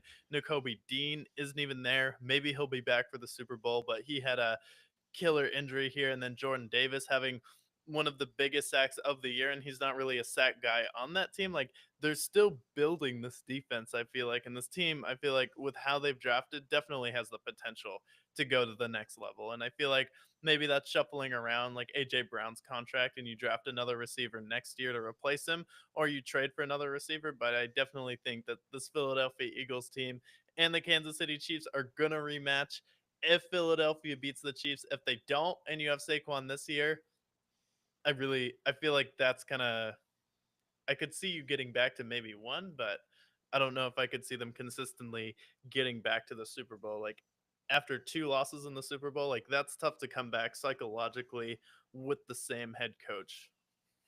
Yeah, that's going to be tough. I do think it's going to be fun to preview this in 2 weeks to see how everything shakes out, especially if it comes out that Saquon ends up winning the MVP. And that's another thing that's interesting. We'll talk about the awards on our episode later this week, but especially now that this is why I kind of wish that the voting was done during the postseason, because I feel like if we were to vote now on who's the MVP this season, it's not going to go to Lamar and Josh Allen after their playoff mishaps. It's going to be Saquon, because if it wasn't for Saquon, I still think the Eagles are a very good team. But are they 14-3 NFC Championship? Um, if are they the perennial NFC contender at this point? If Saquon isn't there, are they as good as they were 2 years ago? Do they even make the championship at that point if Saquon's not there? Yeah, and I feel like it's a dogfight, especially versus the Rams. You probably don't beat the Rams without Saquon Barkley, to be honest, in that game. Maybe your offensive line's good enough, give you the benefit of the doubt there, but this game would absolutely be a war. And I feel like next year Philadelphia is definitely going to draft a running back. And honestly, next year if I'm the Eagles, I tell Saquon, hey, calf strain, you're not playing till week 6.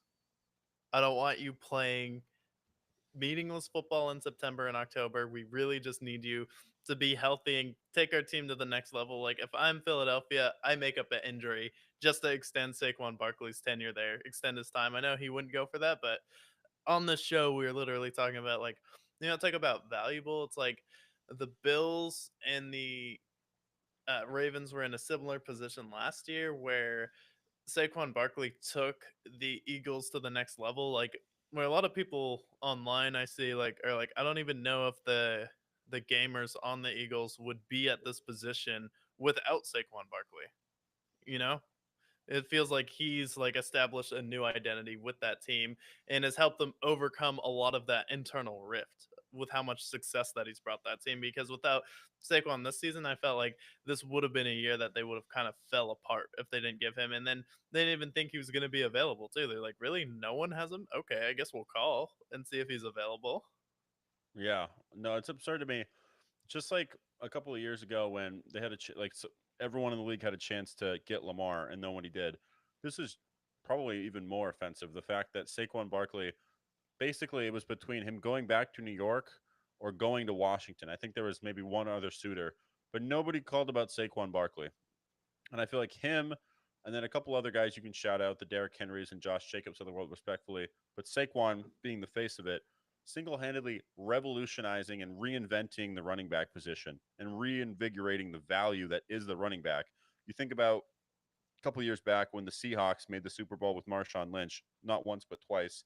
And then you remember in the previous years, like the Broncos with Terrell Davis in the 90s and how successful they were.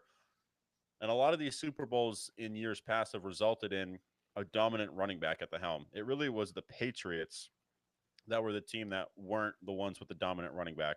But pretty much every other Super Bowl, there was somebody there that was dominating the running back position.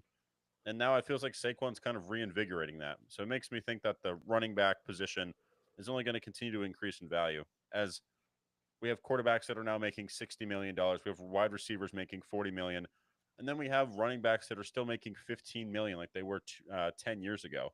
I feel like now we're going to see running backs be valued properly again.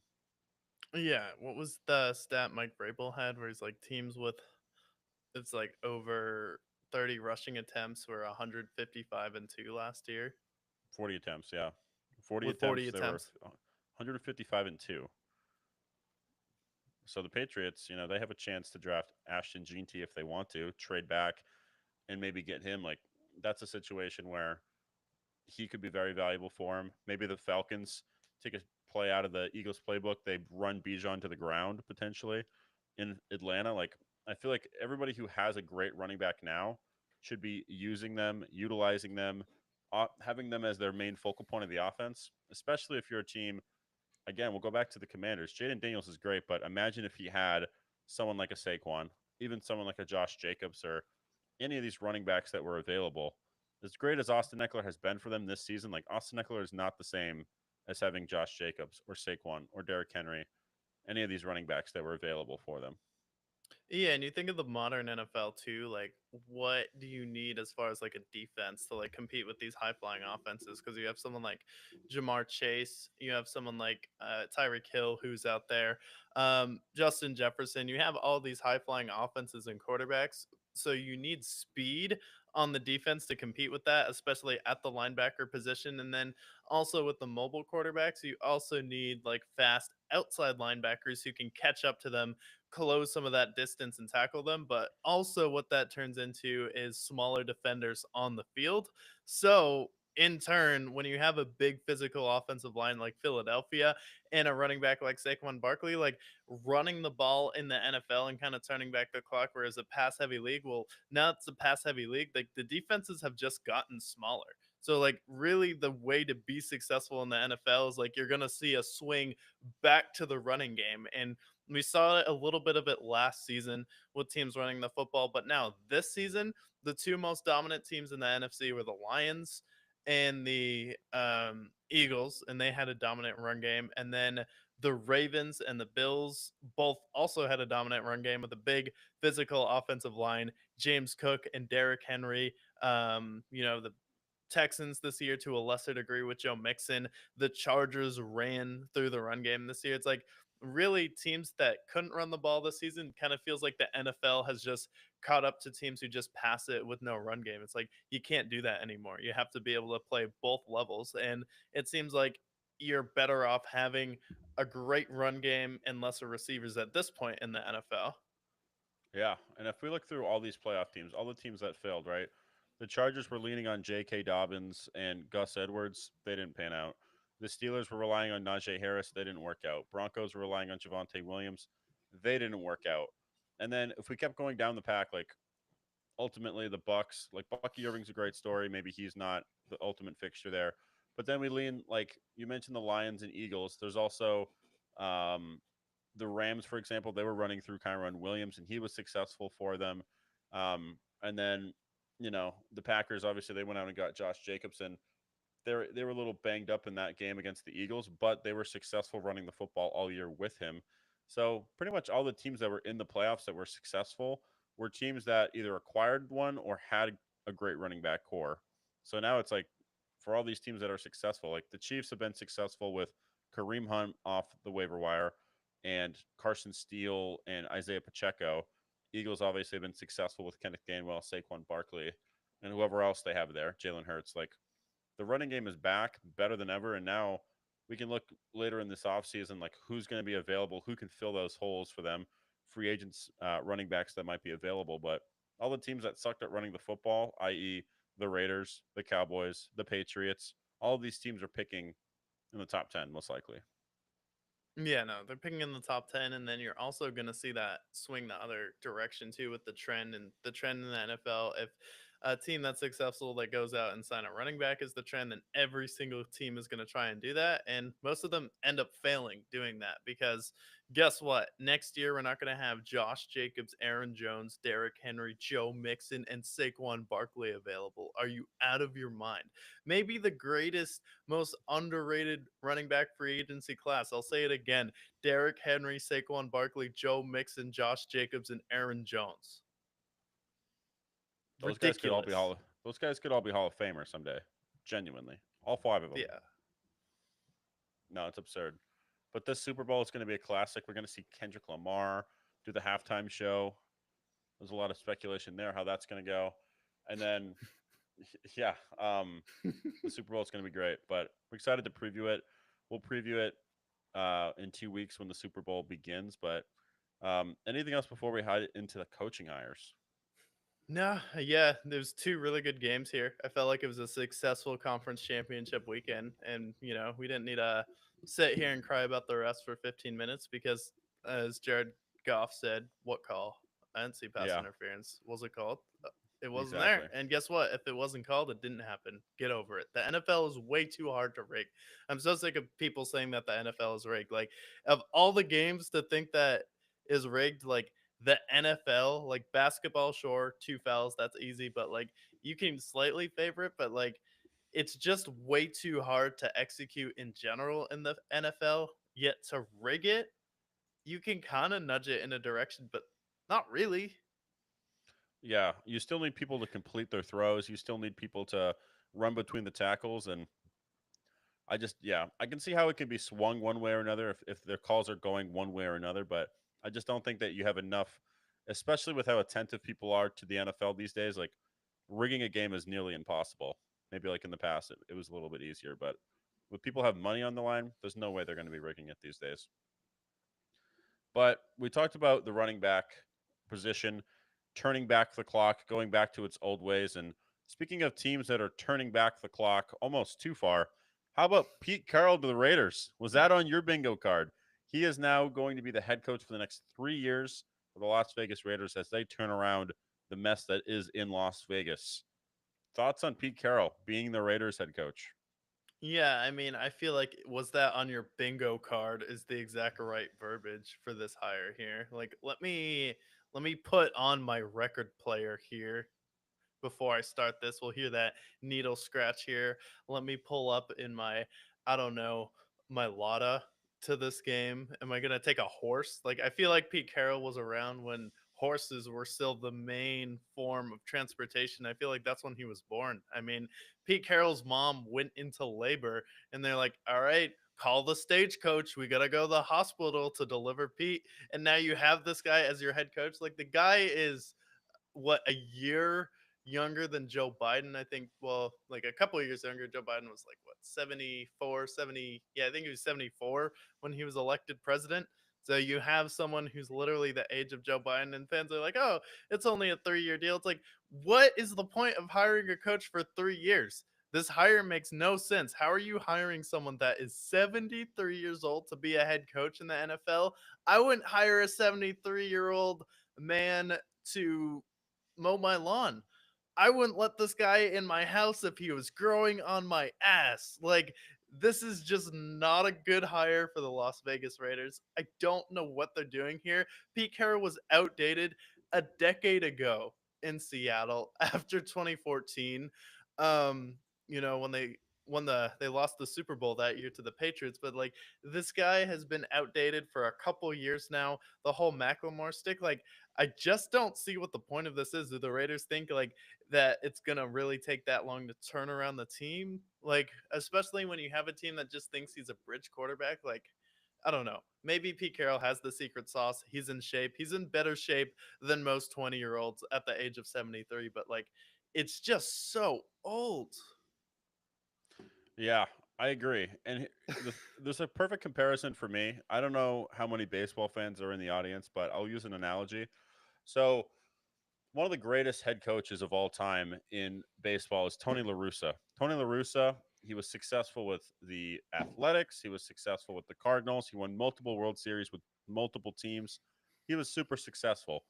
But by the time that they lost their World Series in 2011, he stepped away from baseball for about a decade. We didn't hear much from Tony La Russa because, he had been coaching in the 70s, just like Pete Carroll. He was coaching them in the 70s. And then ultimately, a poorly run organization, i.e., the Chicago White Sox, come around and they say, hey, 76-year-old Tony La Russa, you want to coach our baseball team, our team full of young players, one of the youngest teams in all of baseball? He came in and surprise, surprise, it was a complete disaster. They started off hot. They completely crumbled down the stretch of their first season. In their second season, fans literally they had players in the um just going up to the owner like, hey, can you please fire this bozo? This guy's freaking out because we're looking at home runs while we're hitting them, and he's complaining about how we're not playing the old way of baseball. It was a complete disaster. And while I don't think The it's going to old be nearly as I don't know how it's going to be nearly as catastrophic as the Chicago White Sox Tony La Russa hire. It still reminds me of the same thing, where the sense that you have Pete Carroll, who's going to be 74 years old week one of the season, who is easily going to be the oldest head coach in NFL history at this point. This is the guy that's going to be your future when you have somebody like potentially a Shador Sanders or Jalen Monroe or Cam Ward, but whoever ends up falling to them at quarterback, they're going to ultimately take a quarterback. He's going to be the guy that's going to be the voice of the youth in the Raiders organization when they're going to draft a new running back and they have the Brock Bowers of the world, all these young faces. And you're turning to a guy who connects with the 70s, back when disco was cool, back when Jimmy Carter was still donning the White House, God rest his soul. Like, this is going to be the guy that's going to turn them around and motivate them to play each and every week for the next 3 years. And knowing the Raiders' track history, the fact that they're paying not one, not two, not three, four head coaches this year, and they're going to be paying four head coaches for the next 2 years, I just don't see this panning out, especially when you have the Chiefs and the Broncos and the Chargers in your division. I understand he's acclaimed, and I understand like Pete Carroll is a good head coach historically.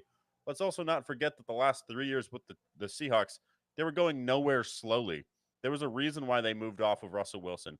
There was a reason why he ultimately decided to just move on from the Seahawks and just be like, you know what? I'm just going to chill and relax as a 72-year-old man should. But now he's going to coach the Raiders with Tom Brady breathing down his neck, especially now. I won't dive super deep into the weeds here, but the fact that we have the greatest of all time in a general manager position, is he going to be the greatest of all time general manager wise, like Jerry West?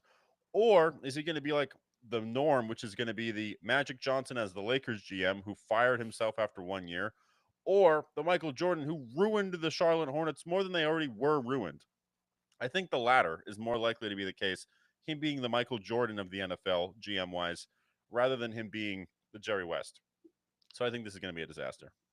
Yeah, no, it's just like Joe Biden too, where Joe Biden was supposed to be a bridge president, and then he's like, I want to run again. And then they're like, no, you literally said the agreement was you're going to be a bridge president here so we could just have someone in. And like, is Pete Carroll going to be like, I'm not leaving here? And there's going to be a situation where he's supposed to just be a bridge head coach because, well, we couldn't find anyone better and we need to replace Antonio Pierce, but we don't think there's going to be any top tier talent to be our head coach on the market. So we want to kind of build up our team first to become appealing. Like, there's just not really any way where this makes sense. And then you mentioned Jimmy Carter. Like, I'm pretty sure that was the first president that Pete Carroll could vote for. Your first president you could vote for was Hillary Clinton or Donald Trump or Joe Jorgensen. God rest her soul. Gary Johnson was out Yeah. there too in 2016. Like, that was the first people you could vote for. But no, I was back voting for Jimmy Carter and Ronald Reagan. No, he And could you're vote gonna for Gerald relate to Ford, dude. No, he could vote for Gerald Ford back in the day, or Richard Nixon. He was vote. He could vote. He was in 1968. He was about to turn 18. This motherfucker could have voted for Richard Nixon. That is how old Pete Carroll is back in the day. Mr. New Balance sneakers, Mr. Macklemore bumping through the speakers. Like, this is the guy that we're going to be trying to motivate the Max Crosbys of the world, trying to motivate the whoever is their quarterback next year, whether it's somebody in the draft or whether it's the Sam Darnolds of the world that ends up donning the black and silver. Like, this is going to be the guy that motivates. And this isn't a knock on Pete Carroll as a head coach. Pete Carroll is a fine head coach historically, right? Very successful with the Seahawks, very successful with USC, but I just don't think this is the right fit. I just don't see how he's going to revolutionize their defense, especially because he hasn't even been in college or anything. He's just been standing along on the sidelines. Like, I just don't see a way how he's going to reinvent himself at this point. You can't teach an old dog new tricks. And a guy who's about to be 74, another thing you got to seriously ask is just like with our former president, cognitive decline?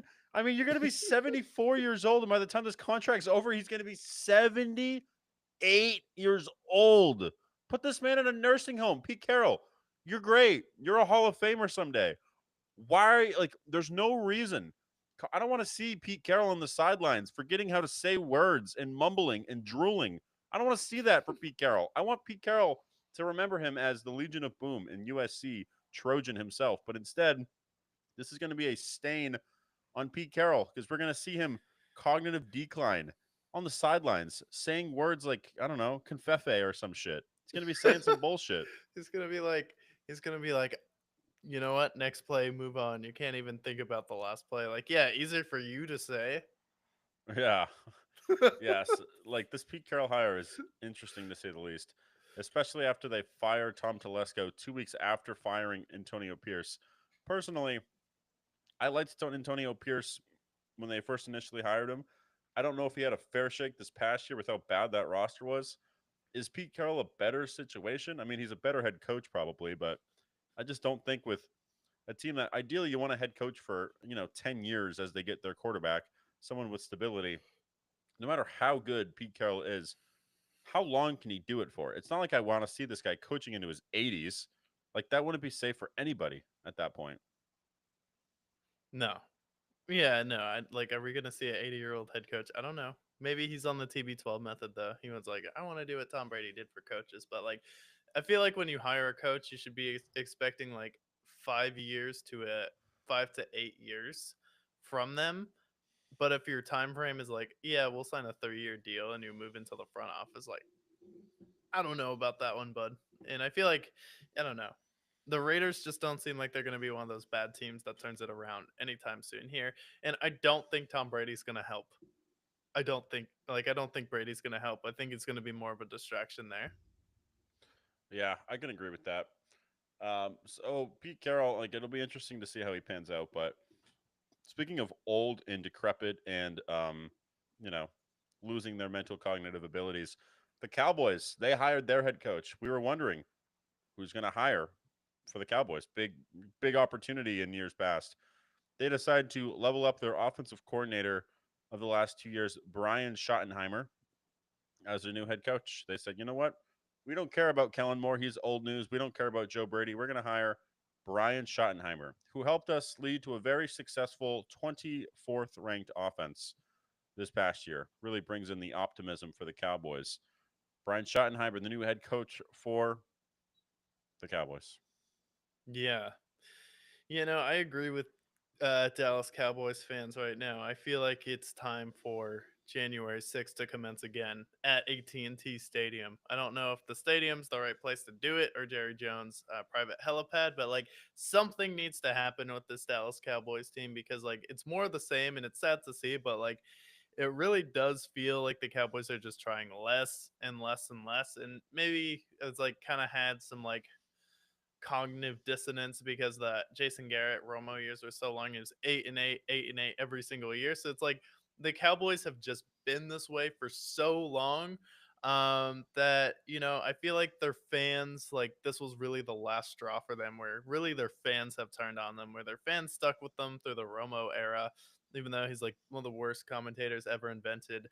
And then you also have Mike McCarthy, but you look competitive. You look like you could win some games. So the fans were like at least in the state of delusion still. But now Dallas Cowboys fans are admitting that they have a problem over the past few years. And I feel like that Packers game was the one that really did it. But like this game, it feels like this hire, it's like feels like Cowboys fans have really just turned on them. But am I surprised that they just did a throwaway hire? Like, no, it's just the same Cowboys, and it's never gonna turn around. Like most Cowboys fans are like, yeah, I don't think this team's going to be good until Jerry Jones dies. Like it's sad to say because you don't want to have to think about that, especially with Jerry Jones, and it's a sensitive topic. But like, they're probably right.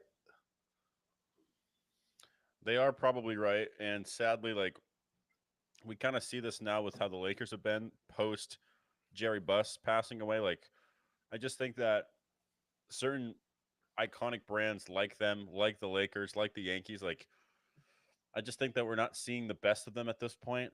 And Jerry Jones was a lot better when he was challenged by the Jimmy Johnsons of the world, the Troy Aikmans of the world, the Michael Irvins of the world. That was 30 fucking years ago at this point. And since then, nobody's been there to challenge him through the Wade Phillips hire, through the Jason Garrett's, through the number of hires that they've had the last 30 years that have been unsuccessful. And not only been unsuccessful, but unsuccessful for longer than it needs to be. Mike McCarthy, by no means do I think is an excellent head coach, but I think he's a good enough head coach that if I'm looking at him or Brian Schottenheimer, I'm saying, well, maybe Mike McCarthy wasn't so bad at this point. And after you move on from this guy, the way you do, not allowing him to interview with the Bears, and then just ending up firing him the next week, like it just shows a lack of control of this organization, especially a team that they move on from their star running back for Zeke, then they replace him, or I'm sorry, Tony Pollard, and they replace him with Rico Dordal. Like it just doesn't seem like they know what they're doing at this point. Jerry Jones is now 83 years old, in over his skis. You want to talk about how old Pete Carroll is? Add another 10 years, and that's Jerry Jones. Like it just feels like they're a a massive brand that continuously is losing touch with what they are and what made them great. It's just kind of like seeing them post prime, essentially. We're basically seeing Celtic Shaq, but in cowboy form. Yeah, and with him, like he's won his Super Bowl, so I feel like he's just fine being relevant. It's like, are they still like one of the biggest sports brands in the world? Yeah. Do they still sell out every week? Yeah. Like, do their fans still show up? Like, yeah. So I feel like it would take fans just like boycotting games for them to be bad, but their ticket sales have been fine. They're still one of the highest valued brands, right up there with the Lakers and the Yankees, if not the highest. They are the most valuable brand as of now. But like I'm looking at their division, right? We have a Giants team that's about to take their franchise quarterback. We have the Commanders who just found their guy, Jaden Daniels, and then we have the Eagles who just made their second Super Bowl in 3 years. And then the Cowboys, who are the least successful team to have made a conference championship, having not made one in 30 years at this point. Like the Cowboys are a shell of themselves. They've been a shell of themselves for 30 years now. And it's sad to see because I bet, I don't know, I was just a twinkle in my dad's eye at the time, but seeing the Cowboys in the 70s, 80s, and 90s must have been great because this is when they were actually America's team. And now at this point, like, I think it's closer to say Kansas City's the America's team. I think it's safer to say the Lions, the Bills, hell, even the Eagles at this point are more likely to be America's team at this point than they are. Even the Texans. Like, Yeah, no, like the Texans have been better since the 2000s, and then you saw the Eagles and the Commanders in the conference championship, and the Giants have won two Super Bowls in this era too. And then they also made the playoffs the same year you did, and also won a playoff game. But you know, what have you done? um, you lost in the second round to the 49ers, and then the you know Eagles ended up actually getting to the Super Bowl and winning. Like you haven't been able to get over the hump to a conference championship. And the closest game to that was the Tony Romo game with Des Bryant. But it's like you're still relying on Des Bryant and Terrence Williams to get you there. Yeah. I just feel like they're going to be impoverished until he's gone. And I feel like even when Stephen Jones takes over, they're not going to be overly optimistic. And then my biggest thing with the Brian Schottenheimer hire is I'm going to look up some of the quotes that Jerry Jones said, but he said that the hire for hiring somebody who was never a head coach was the biggest risk he's ever taken in his life. And my thoughts to that is, why take it then? I don't think the biggest risk is hiring your offensive coordinator. I think that's the lazy way to go, to be honest. If you want to take a risk, Go after someone who's been successful elsewhere, like even a Kellen Moore. I feel like is more of a calculated risk than someone like Brian Schottenheimer, who let's just read off how successful his team has been based on just overall offense. Right, this year he was ranked 26th in passing and 32nd in rushing. Granted, I know that Dak Prescott was hurt for a portion of it, but he was relatively successful last year for the for the Cowboys. But then the Seahawks offensive coordinator era was very inconsistent, middle of the pack offense.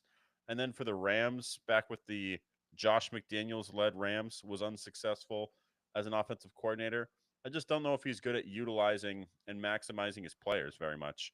So I just don't see a vision where he's going to make the players around him better. I just don't really believe that. No, no, Duck's not going to be in a situation where he makes them better. Now, can he be in a situation where he gets to a Super Bowl where maybe he's like somewhere like a black Matt Ryan or Andy Dalton? Like, yeah, sure, I could see that. And that's probably his peak. But like even someone like Matt Ryan was in the conference championship versus the Niners that made the Super Bowl and also got to the Super Bowl himself. So he's still like on the same level as someone like an Andy Dalton, just with better numbers at this point. But you're paying him way too much money, so you're just handicapped here. So it's like the Cowboys, like there's really no way out for them. No, I mean they're screwed at this point. Um, There's the and Jaguars with a brand at this point. speaking of the Jaguars, they hired Liam Cohen, who was the offensive coordinator for the Rams. I'm sorry, the Buccaneers this past year. And yeah, let's see. So to recap, Liam Cohen has an interview with the Jags, and then he says, I'm not really a big fan of your GM. I'm going to go back to Tampa Bay. Tampa Bay is going to give me the most money of any offensive coordinator in the league. The Bucks are like, great to have you back. And then Shad Khan, the Mario villain turned GM or owner of the Jaguars, says, no, we need to have you here. So then he fires the GM and he goes back to Liam Cohen and says, hey, I know they're going to make you the most expensive offensive coordinator in NFL history. Come back here and we're going to give you even more money to be the head coach of the Jags. Looking at it from just a basic standpoint, Liam Cohen will be 40 years old to start this season. He's very young, but he doesn't really have that much NFL experience. I mean, he's been with the Rams organization from 2018 to 2022 when he was the OC, and then he was the OC for the Bucks this past year, and he was successful for them. I mean, he was able to turn around their run game, which wasn't very successful the year prior. Bucky Irving got going and saw them utilize their players, so I think he's a fine coordinator. But when it comes to surrounding yourself with talent, for a guy that has had all but maybe 6 years in the NFL, like is this going to be something where he's going to be successful? Especially he doesn't have a GM, doesn't really have a quarterback, and his owner is a Mario villain. Like, is he going to be successful? I'm going to point to no. Especially his press conference was a mess, to be completely honest. How do you see this shaking out? Yeah, I mean, obviously you have to look at Liam Cohen and you look at that situation where he was in a room from 2018 to 2023 where he had a cup of coffee with Sean McVay. He was under Sean McVay and he coached with him. So that means he's entitled to a job in the NFL right now. And honestly, he went to Tampa and I thought Tampa Bay's offense actually looked better this year than it did under Dave Canales. The run game looked probably the best it had since like the Tom Brady era of the Bucks starting where they've been a dominant team. I felt like this year was the best the run game looked with someone like Bucky Irving. Felt like he actually unlocked Edmonds here or Derek White as well. Not Derek White. On their Rashad White. team. Rashad White, yeah. Been watching too many Celtics games. You have Rashad White on that team, and then you also have a couple other running backs who are filling in. So I honestly feel like for Trevor, if his strategy is going to be similar to what he did with Baker this year, is kind of running the ball, and we can create kind of this focal point where the NFL has been run, and we can recreate some of that magic here where we draft a running back with Tank Dell. You have Brian Robinson there. You still have talent with someone like Christian Kirk. Gabe Davis was injured last season. If he's your three, like you're in pretty good shape. So really, on offense, you just have to hit on another receiver and maybe a running back here and just establish a really good run game. But for him, I feel like this is a good opportunity because you do have Trevor, who is kind of a bit of a mystery right now. No one really knows what to make of Trevor Lawrence because he's bizarrely awful and really good at the same time. So Trevor's kind of just one of those quarterbacks where he I feel like he's bad, and at sometimes I feel like he's good, but even when he plays well, it's just not that impressive. But maybe he can open up Trevor Lawrence's game. But I don't want to write him off right away because we've seen head coaches have bad press conferences before, like Rich Gannon, Nick Sirianni. Now Nick Sirianni's going to back-to-back Super Bowls, so now with like opening press conferences, it's like really not something I'm too worried about. People want to fire Dan Campbell based off of his first press conference as well when he was talking about biting kneecaps there. So I do think it's an interesting hire for the Jaguars, and I feel like it could pan out a lot better than like potentially someone like Aaron Glenn going to the Jets. And yeah, I think it's going to be interesting because Tampa Bay's offense this year did put up a lot of points and was really explosive at times. But with that being said, Baker had the most fumbles of his career this year, and he led the league in turnovers. Trevor's going to turn the ball over a lot next season if that trend continues. Yeah, agreed. I think that everything you said with the offense, like, can he get ETN back to anything, back what he was at Clemson? We'll see. Tank Bigsby has been a solid point for them this past season, but really they need to reinvent their offensive line. Their offensive line sucks. And do they have any dogs on defense? That defense is pathetic. That team is filled with okay at best defensive players outside of Josh Hines Allen. Like, other than that, I'm not super sold. So that he does definitely has his work cut out for him. I do think that Shad Khan will be patient. He was patient with Doug Peterson. He tried to be patient with Urban Meyer, but the finger gun unfortunately blasted too hard. And then, the Doug Marones of the world, the Gus Bradleys of the world, I feel like historically he's relatively patient with his owners. So I think at worst he'll at least have a leash on him. He'll at least have at least 2 or 3 years where he can actually try and acclimate his scheme and be successful. Yeah, and hey, like people didn't know what to think of Dave Canales last year going to the Panthers, and objectively, the Tampa Bay Bucks offense was worse. Now, maybe like Dave Canales seems like he has like that edge to him where he's cut out to be a head coach in the NFL, where he's a real leader. And you saw that with that Carolina team where it felt like he actually made an impact on Bryce Young that season as far as confidence wise and on that team. We'll see if Liam Cohen has the same edge to him, but I feel like as a play caller, he impressed me more this season with Tampa than Dave Canales did last year. I feel like their offense looked better. Yeah, I can agree with that. And now what we're waiting on is just who is going to be the head coach for the Saints. That's the last position available, and maybe when we go over this next week's episode, maybe we'll actually see somebody for the Saints be hired. Because right now it's like who's going to be going to the Saints is the question. I don't know, Joe Brady. Joe Brady. Maybe they're like, fuck it. Maybe we do just bring back Dennis Allen. We don't know. Although Dennis Richie Allen will be Bisaccia. yeah. Although I will say Dennis Allen will be the DC for Ben Johnson and the Bears. That was reported earlier today. I don't hate it.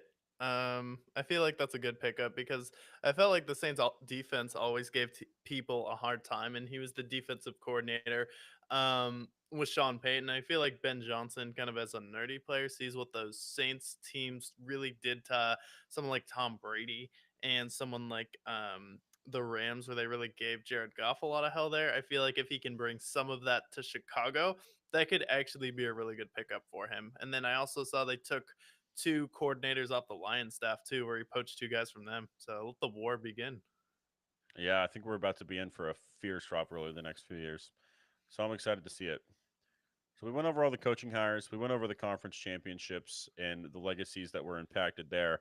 One last thing to discuss for the conference championship worst top five. That's right, documents. They will be released, and we are here to talk about the worst top five of the conference championship.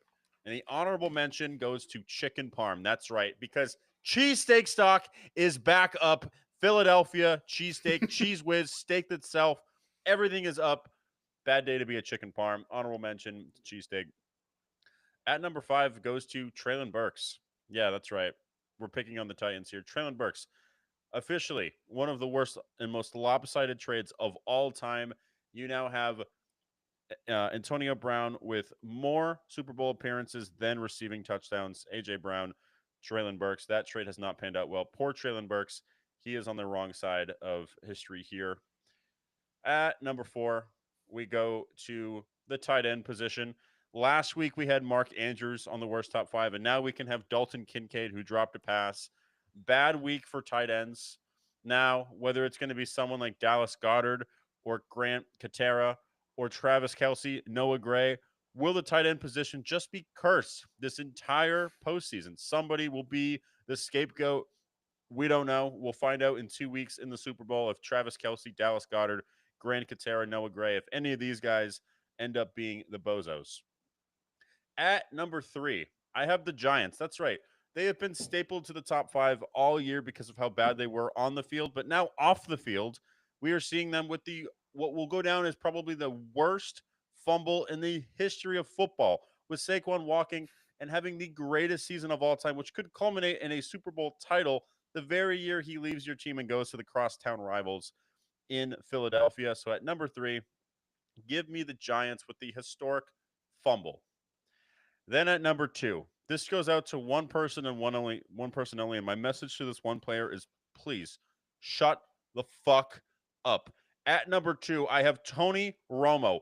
Oh my God, Tony Romo, shut the fuck up. When I'm watching a game with Tony Romo, please just stop talking. See what it sounds like with dead air, with white noise. For the love of God, watching the conference championship game with two of the best quarterbacks in the league, and the entire time I just hear Tony Romo talking to himself. Literally, Jim Nantz is just saying absolutely nothing. He's like, shut up, Tony. We don't care what you have to say because you were a terrible quarterback during your time. So hearing him yap for 4 hours long while I'm trying to watch arguably the greatest game of the year, and I just hear him, I don't know, Jim. I don't know if I do that play call. Tony Romo, respectfully, nobody fucking cares what you have to say. You were not a good quarterback when you were a quarterback. You have no idea what a conference championship game is. Hell, you don't even know what a playoff win is. I don't want to know what success means to you. You are the perpetual choker. When I try to compare someone to a perpetual choker, the first person that comes to mind is Tony Romo. So, Tony Romo, when you're sitting there in the booth and you're trying to give your insights on the game, respectfully, don't. Respectfully, just shut the fuck up. I don't want to hear it. Marcus doesn't want to hear it. The Brickyard fans don't want to hear it. NFL fans don't want to hear it. Hell, fucking rugby fans don't want to hear it. Tony Romo, respectfully, my gift to you this year is going to be a nuzzle because, respectfully, to the entire league, we say to you, Tony Romo, shut the fuck up, please. At number 1, it's hard to not put this team at number 1 because they are not the 1, not the 2, not the 3, but the 4-time consecutive loser to the Kansas City Chiefs. That is right, the Buffalo Bills. They will now go down as the 2010s Houston Rockets. They will go down as the Colts of the 2000s, always running into the way of the Patriots. And unlike with those other teams, you are to blame for this. You traded them Patrick Mahomes. You traded them Xavier Worthy. You have single-handedly gotten in the way of them and helping them, ensuring their success twice in their dynasty. They can thank you for Patrick Mahomes, and they do every single day. And then last year in the draft, trading up so that they can get the fastest player ever in the combine. Gee, that was a smart idea for you guys. And I know that there's been a lot of heartbreak in Buffalo, and I'm by no means somebody who is here to bury them. However, you had an opportunity to resurrect and do right by OJ Simpson after he had passed, and now that is all for naught. You have had not one, not two, not three, but 4 opportunities to beat Patrick Mahomes. Hell, you had 13 seconds to contain him, and you couldn't even do that. Every single heartbreak getting more and more painful. Now, at this point, people ask, will the Bills ever win a Super Bowl in this iteration of the Bills? The answer might simply be no. This might be the Suns with Charles Barkley. This might be the Steve Nash era, potentially. Just a team where they just don't win any rings, unfortunately. So, Bills, after a successful season where you reinvent yourself and exceed expectations, you find yourself as the worst top fives, annual worst top 5 at number 1, the Buffalo Bills. Well, I don't know, Brick. I was talking about the Bills, and well, is that Tony the right Romo, play? shut the I'm fuck. not. I'm not sure, Jim. Like, don't tell me to shut up, Jim. Like, I'm just thinking on this play here, but I think they're great. Even though, but the Bills, you gotta watch out for that guy because that guy over there, he's really good, and that's why he's the MVP candidate this season. Yeah. Honestly, my favorite thing about football ending is not about football ending. It's about me not hearing Tony Romo's voice for fucking 7, 8, 9 months long, where I don't have to hear him yap and talk to himself in the booth. If there's anybody that I wish loses their job next year, it will be Tony Romo. I despise that man. I wish him ill will. Yeah, honestly, like pair him with Iron Eagle, and you may have the worst commentating combo of all time. I'm just But happy that he's not in Madden, honestly. yeah, no, Madden like needs to fix. Like, I wish Madden like I still have 23. I wish they had Collinsworth on all the games. Yeah, me too. Best thing they have is Him, Greg Olson now. yeah, and Greg Olson's fine, but he's not like Tom Brady or Chris Collinsworth. And like honestly, I didn't like Troy Aikman until Tony Romo was a commentator, and now Troy Aikman make like Tony Romo makes Troy Aikman seem like God. But I also think that Troy Aikman's gotten better over the past few years here. Maybe he's not doing as many shots in the booth and his eyes aren't as bloodshot over the past few weeks. But like I feel like over the past few years, Troy Aikman has grown on me a lot too. Yeah, and Joe Buck for me too. I think that Joe pairing has Buck. been pretty good.